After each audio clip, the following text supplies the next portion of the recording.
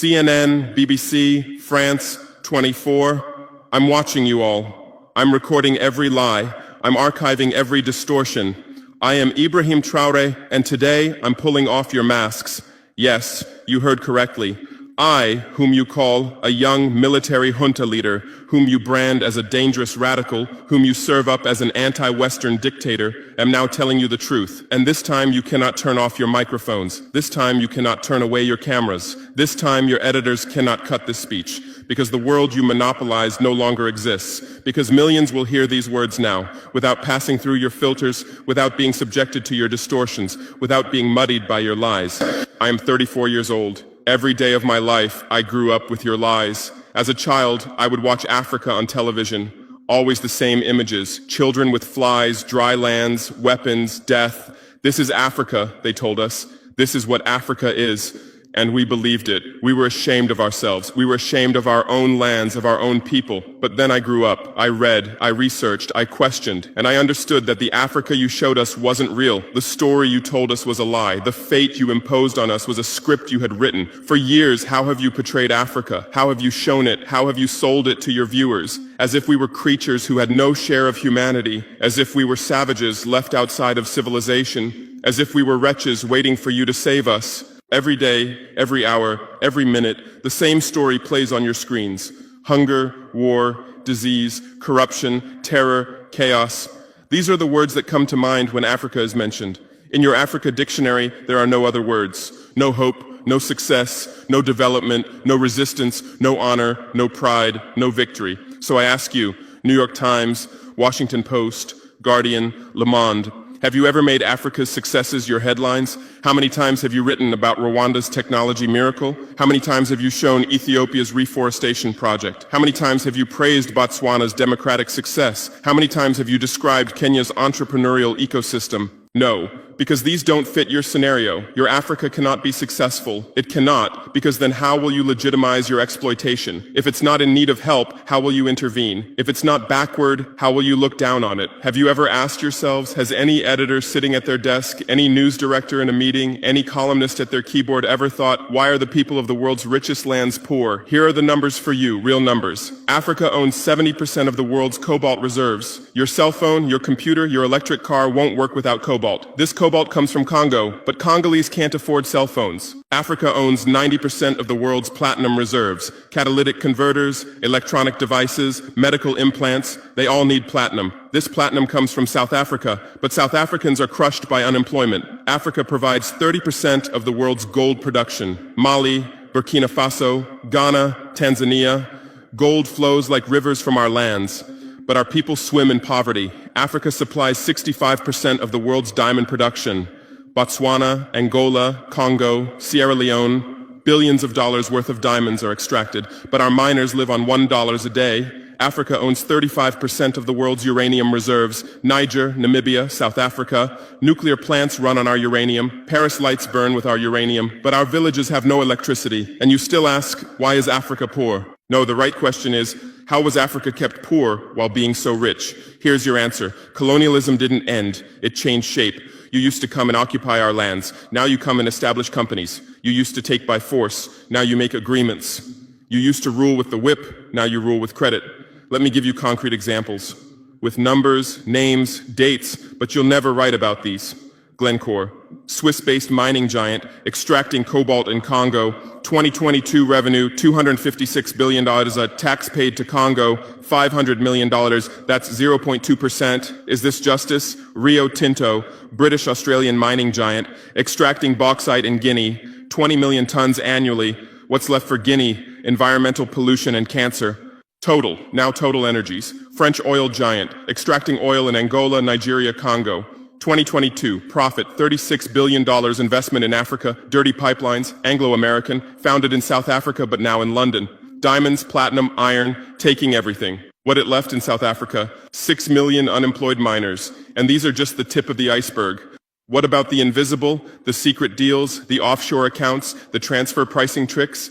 Every year, $88 billion in illegal money flows out of Africa. Who writes about this? Every year, $45 billion in aid comes to Africa. Everyone writes about this, but no one says Africa is not the continent receiving aid, it's the continent giving aid. While you zoom your cameras on swollen bellies, there is a huge system working silently in the background. Every day, tons of gold, diamonds, cobalt, uranium, oil leave our land. But how? Here is the system. Step 1, create corruption, bribe our leaders, open offshore accounts, promise them a life of luxury, send their children to your schools. Step 2, make deals, get 50-year, 99-year concessions, ask for tax exemptions, be exempt from environmental rules, ignore labor rights. Step 3, control the infrastructure. Take over ports, airports, railways, but only from the mine to the harbor. Don't build roads to the villages. Don't bring electricity to schools. Step 4, provide security. Set up private security companies. Arm them. Declare protesting. Step 5, silence the media. Buy local journalists. Suppress opposing voices. Serve internal unrest news to international media. And this is how the system works. It's been working like this for 100 years, and you don't see this system. You don't want to see it, because you're part of the system too. Who are the biggest advertisers of New York Times, CNN, BBC, oil companies, mining companies, arms companies, pharmaceutical cartels, the companies that exploit Africa? You live on their money, you defend their interests, and what I'm about to tell you might cost me my life, but it's no longer time to be silent. France's system in Africa is the CFA franc. 14 African countries still use French colonial currency. 50% of these countries' central bank reserves sit in the French treasury. France applies negative interest to this money, so we pay France to use our own money. Through this system, France transfers $500 billion worth of resources from Africa every year. Does anyone write about this? No. But when France gives Africa 10 billion euros in aid, it makes headlines. Britain's system is more sophisticated. London is the world's money laundering center. City of London, offshore paradise. Every penny stolen from Africa passes through London. Jersey, Guernsey, Cayman Islands, Virgin Islands, all under British control. Africa's wealth hides there. America's system is AFRICOM. Africa Command, 46 military bases on the continent. Official purpose, security. Real purpose, resource control. Drones in our airspace every day, listening devices everywhere. They say fighting terrorism, but it's not terrorists. It's people's leaders who are targeted. China is the new player, says win-win, builds infrastructure, gives credit, but in exchange for what? 99-year port concessions, mining rights, agricultural lands, debt-trap diplomacy, ask Sri Lanka, ask Zambia, and you write about none of this. Why? Because you're not free press. You're corporate press. Your bosses are billionaires. Jeff Bezos bought Washington Post. Why? For love of journalism? Rupert Murdoch's media empire, Fox News, Wall Street Journal, The Sun, The Times, all from the same hand, all giving the same message. West is good, others are bad. Carlos Slim is the largest shareholder of New York Times, Mexican billionaire. Where's his wealth from? Monopolized telecommunications, got rich off Latin America's back, now controls America's most respected newspaper. And you claim to do independent journalism? Who are your editors? Which schools did they graduate from? Harvard, Yale, Oxford, Cambridge? Always the same elite schools, always the same worldview, always the same prejudices. How are your reporters selected? How many languages does your Africa correspondent speak? French, English, that's all. Swahili, Hausa, Yoruba, Amharic, they don't know. They can't talk to the people. Your sources are always the same. Western diplomats, NGOs, experts, and then you come and lecture us. They killed Patrice Lumumba, January 12, 1961. CIA agent Larry Devlin confessed. Belgian mercenaries executed. They dissolved his body in acid, took his teeth as souvenirs. In 2022, that tooth was returned from Belgium to his family after 61 years. And what did you say then? Chaos in Congo. You didn't ask about the killers. You didn't investigate CIA documents. You didn't write about Belgium's crime. They killed Thomas Sankara, October 15, 1987. My hero, Africa's hope. Vaccinated 2.5 million children against measles and meningitis, planted 10 million trees, raised literacy rate from 13% to 73%, gave equal rights to women, banned FGM, ended corruption, sold Mercedes cars, used Renault 5, rejected IMF and World Bank. And most importantly, he said, we will not pay Africa's debts. We didn't make those debts. The puppets before us made them on behalf of colonizers. That's when he had to be killed, and they killed him. Who killed him? His best friend, Blaise Compaoré. With whose support? France. Want proof? Look at the Focart archives. Jacques Faucard, France's Africa Affairs advisor. Everything is written there. And what did you say? Military coup in Burkina Faso. You didn't write about Sankara's dreams. You didn't tell about his projects. You didn't show his successes. You just said, another dictator died, Muammar Gaddafi. Yes, he was a dictator. Yes, he was ruthless. But what had he done in Libya? Per capita income $12,000, Africa's highest, literacy rate from 25% to 87%, life expectancy from 51 to 74, free healthcare, free education, $50,000 for newlyweds, interest-free loans for home buyers, $5,000 for new births, gasoline 14 cents per liter, great man-made river, irrigation project to green the desert, and Gaddafi's real crime, dream of United States of Africa, African Central Bank project, African Investment Bank, African Monetary Fund, and most dangerous, gold dinar, refusing to sell oil for dollars. October 20th, 2011, lynched in Sirte, Hillary Clinton laughed. We came, we saw, he died. Now look at Libya. 3 different governments, endless civil war, ISIS, Al-Qaeda running wild slave markets exist. Even CNN showed in 2017, oil being looted, weapons depots emptied, spread across Sahel. Do you call this democracy? Do you call this freedom? Do you call this success? And whose turn is it now? The Sahel, Mali, Niger, Burkina Faso. You want to make us Libya too. You want to make us Syria. You want to make us Iraq. But not this time, because we've awakened, because we've learned, because we've united. Operation Barkhane, France's Sahel adventure, 2013-2022. Official purpose, fighting terrorism. Real purpose, resource control, 5 to 100 French soldiers. €1 billion annual budget. What's the result? 2013, 500 terrorists in Mali. 2022, 5,000 plus terrorists in Sahel, 10-fold increase. What kind of success is this? But what were French soldiers doing? Protecting Niger's uranium mines for Areva, Orano, securing oil pipelines for Total, controlling ports and railways for Bolloré, and fighting terrorism? No, the opposite. Terrorists couldn't come within 50 kilometers of French soldiers, but they could easily burn our villages. Why? Because chaos served their purposes. If there's chaos, they could stay for security reasons. MINUSMA, UN peacekeeping force. In Mali, 15,000 soldiers, 1.2 billion annual budget. 10 years, result, 300 plus. UN soldiers died. Thousands of civilians died. Terror didn't decrease, it increased. And now you say Wagner is dangerous. Russians are taking over Africa.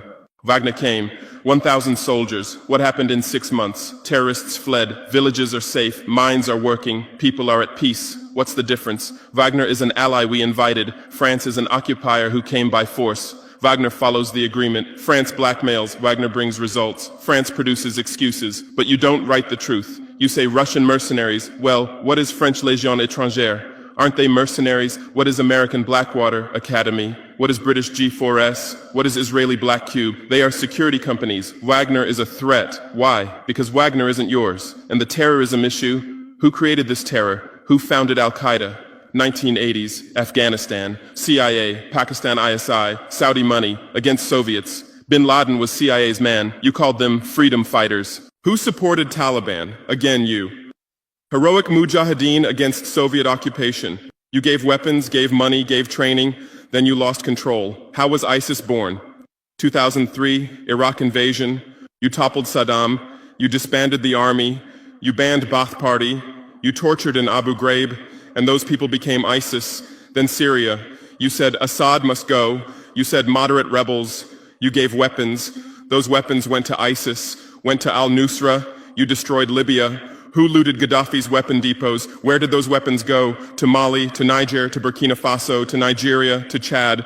Who strengthened Boko Haram? In 2009, Nigerian police killed their leader Mohammed Yusuf. Extrajudicial execution. What did you say? Nothing. Where were your human rights organizations? Silent. Then revenge started. Boko Haram radicalized. But where did they find weapons? From Libya that you destroyed. And now you come to lecture us about fighting terrorism. You're helping us clean up the monsters you created? No, we've seen the game now. Terror is your Trojan horse. You come with the excuse of terror, you stay, you exploit. But it's over now. We'll provide our own security, we'll fight with our own methods, and we'll win. Because we are the children of this land. We know this land, we know these people. We can distinguish terrorist from villager. We don't fight from drones, from satellites, from 10,000 kilometers away like you. And we're winning. In Mali, in Niger, in Burkina Faso, terror is ending. Villages are safe. People are hopeful. Because now our own army, our own police are fighting, not for foreigners, but for the people. But you can't digest this. You say democratic backsliding. You say human rights violations.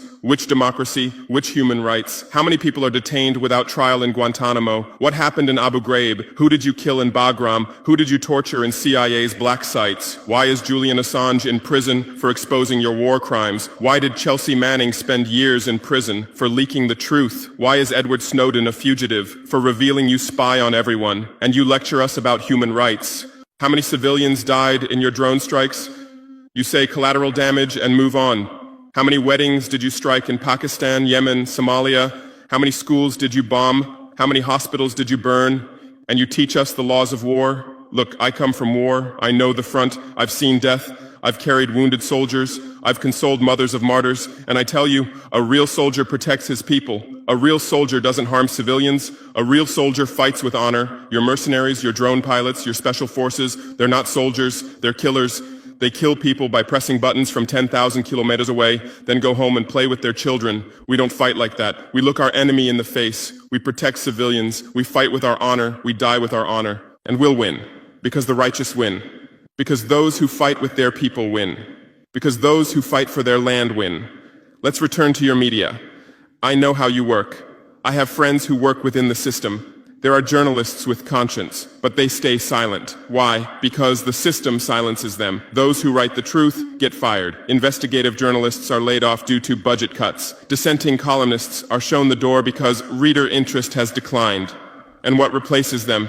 Experts from think tanks, NGOs, universities, all saying the same thing, all defending the same thesis. West is good, Africa is bad. So who are these experts? Where do they get their funding? National Endowment for Democracy, NED, American democracy exporter, CIA's legal arm, has fingers everywhere, funds opposition, directs media, creates civil society. Open Society Foundations, George Soros's organization, says open society, but open for whom? Open to what? Open to exploitation, open to intervention, open to manipulation. Ford Foundation, Rockefeller Foundation, Bill and Melinda Gates Foundation, all in Africa, doing aid. But what do they get in return? Control, data, influence. And your media is their trumpet. You headline, Gates is saving Africa. But you don't say, how many African children were paralyzed by Gates's vaccine trials? How many farmers committed suicide because of Monsanto seeds? You're masters at storytelling, but always the same story. White savior. Remember Live Aid? 1985. We Are the World, charity concert for Africa, millions raised. What came to Africa? Corruption increased, dependency increased, but it was a great story for you. Bob Geldof became a hero. Musicians looked conscientious. Viewers felt good about themselves. Africa remained hungry. Remember Kony 2012? Viral video. Stop Joseph Kony. 100 million views. Result? Kony is still free, but the video maker got rich. Invisible Children organization collected millions. What came to Uganda? American soldiers. And you present these as success stories. Angelina Jolie, Madonna, Bono, all Africa volunteers. They come, take photos, adopt children, leave. And you say, interest in Africa increased. What interest? Whose interest? Interest for what? Madonna adopted from Malawi. You made headlines. But 100 children die from malaria every day in Malawi. You didn't write that, because that news doesn't sell. Bono became Africa's spokesperson, raised billions with U2 concerts, but moved his company to Netherlands to avoid taxes. Money stolen from Africa also passes through Netherlands. Did you write about this? George Clooney campaigned for Darfur, said save Darfur. Result? Sudan split. Oil remained in South Sudan. South Sudan is now in civil war. Who's getting the oil? Take a guess. And you always present these as humanitarian aid. But these are imperialism's soft face. These are exploitation's PR. Let me give you real numbers. Every year, 134 billion in aid and investment comes to Africa. Every year, 192 billion in resources leave Africa, net loss, $58 billion every year. But you only write about the incoming $134 billion. You don't write about the outgoing $192 billion.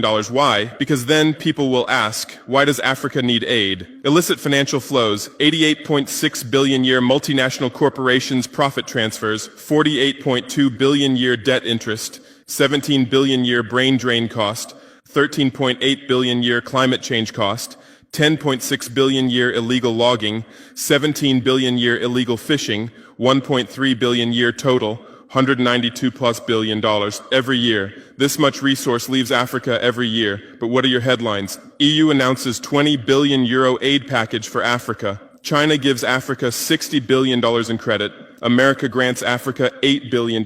People read these and think how generous they are, how charitable, how ungrateful Africa is. But the truth is the opposite. Africa is financing your standard of living. Africa is subsidizing your prosperity. Africa is making your technology possible. The cobalt in your iPhone from Congo, the lithium in your Tesla from Zimbabwe, the tantalum in your computer from Rwanda, your jewelry from Botswana, your chocolate from Ivory Coast, your coffee from Ethiopia, your oil from Nigeria, your uranium from Niger. And what do we get in return? Debt, poverty, humiliation, but enough. This game will end now because we've awakened. Our youth are sharing the truth on social media. Bar France out hashtag used 100 million times. Africa is bleeding 50 million. On Stop Exploiting Africa, 75 million. And what are you doing? You say Russian bots. You say Chinese propaganda. You say disinformation. No. These are real voices of real Africans. This is real anger. This is real awakening. There are millions of youth on TikTok, videos celebrating French soldiers leaving, images applauding Wagner's arrival, content explaining the truth on Twitter, Instagram, Facebook. The same voice everywhere. Enough! And you're panicking because you're losing control. You're losing the narrative. You're losing the monopoly. You established fact-checking organizations. Africa Check, AFP Fact Check. Who funds these? Facebook, Google, Bill Gates. The same system again. What are you checking? Whose facts are you defending? We say France exploits $500 billion a year. You say false. Only $440 billion. As if that changes the situation, as if 440 billion is little. We say Wagner has been successful. You say Wagner violates human rights. Well, what were French soldiers doing? Bombing Fulani villages, arming Dogon militias, accidentally striking weddings. Your hypocrisy is so obvious that no one believes you anymore. Remember what Anderson Cooper said on CNN? Democracy is declining in Africa. Which democracy, Anderson? Your democracy? America's democracy? Your Capitol riot, January 6, 2021. You said, attack on democracy. 5 people died. Our Sankara assassination, October 15, 1987. You said, internal matter. 1 person died, but that person was the hope of 20 million people. In your elections, corporations fund candidates, lobbyists write laws. You call our elections rigged. In your country, police kill blacks. George Floyd, Breonna Taylor, Ahmaud Arbery. You lecture us about police violence. On BBC, Kasia Madera presents Africa News. Polish origin. How many years has she lived in Africa? How many African languages does she speak? But every day she speaks as an Africa expert. Africa is like this. Africa is like that. On France 24, cameramen, editors, producers, most are French. Even Africa correspondents are mostly French, and they do objective journalism. Even Al Jazeera. Qatar funds it. What business does Qatar have in Sahel? But every day they report Sahel crisis. Whose crisis are they telling? Deutsche Welle, Voice of America, RFI, all state media, all propaganda tools, but they play the role of independent media, and our local media, most are sold out. Most are cowards, most are dependent. Le Pays newspaper in Burkina Faso. Who's the editor? Where did he get his education? Where does he get his funding? Who are his advertisers? We know the answers. All tied to the same system, all serving the same master. But a new generation is coming. Bloggers, YouTubers, podcasters. They have no masters. They have no fears. James Coco, Natalie Yam, Kemi Seba. They have millions of followers. They tell the truth. They expose the system. And you label them as extremists. You try to shut down their Twitter, you restrict their YouTube, but in vain. Truth cannot be stopped. You close 1 channel, 10 open. You silence 1 voice, 1,000 rise. Here's my final message to you. Your lies are ending. Your empire is collapsing. Your monopoly is breaking. And what's replacing it? Truth, justice, freedom. Africa is no longer your story. Africa is writing its own story, filming with its own camera, telling in its own language. And in this story, you're not heroes, not saviors, not benefactors. In this story, you're the guilty ones, colonizers, liars, thieves. But you still have a chance. You can still change. You can still stand on the right side. There are journalists with conscience among you. I know. I recognize them. We talk. I call out to them. Gather your courage. Write the truth. Rebel against the system. You might get fired. You might become unemployed. You might be threatened. But you'll be on the right side of history. You'll look at your children's faces without shame. Your conscience will sleep peacefully. And Africa won't forget you. Africa remembers its friends and its enemies. Be like Edward Snowden, be like Julian Assange, be like Daniel Ellsberg. Stand with the truth, or continue with your lies, continue with your blindness, continue with your complicity, but know that your end is coming. Your viewers are decreasing, your credibility is eroding, your power is depleting. The new generation doesn't believe you, the new generation doesn't listen to you, the new generation rejects you, and that new generation in Africa is 600 million people, 60% under 25 years old, educated, connected, angry. They are my army, they are my weapon, they are my victory, and with them we're building a new world, a world without lies, without exploitation, without humiliation. In this world, Africa will be free, Africa will be strong, Africa will be a leader. And you'll remain just as a bad memory, a shameful footnote, a cautionary example. Future generations will read in history books. At the beginning of the 21st century, there were some media organizations. They lied, they served exploitation, then Africa awakened and they disappeared. That's your end. Inevitable, unchangeable, certain. I am Ibrahim Traoré, not Burkina Faso's leader, but its servant, not Africa's dictator, but its child, and not your nightmare, but your mirror. Look well at this mirror. See yourself, see your lies, your hypocrisy, your crimes, and prepare, because Judgment Day is coming. Africa is awakening. The world is changing. Justice is manifesting. And you'll just watch. You won't be able to do anything else. Because history is on the side of the people. Truth is on the side of the oppressed. God is on the side of those who persevere. And we persevered. We persevered for 500 years. Now it's time for victory. Your lies are finished. Your masks have fallen. Your game has ended. Africa is free. Africa is strong. Africa is victorious forever.